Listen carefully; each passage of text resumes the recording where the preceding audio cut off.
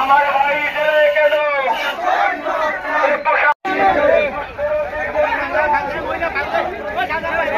সাংবাদিক দেখি না,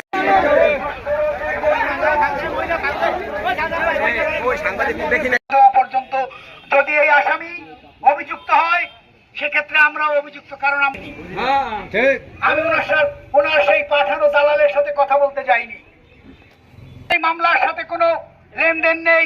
যিনি বিকালবেলা থেকে আমার সাথে হাজিপুরে অবস্থান করছিলেন, তাকে 8টার সময় 8টা কি 8:30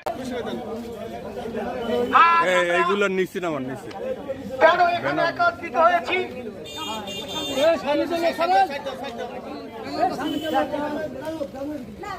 আপনারা জানেন।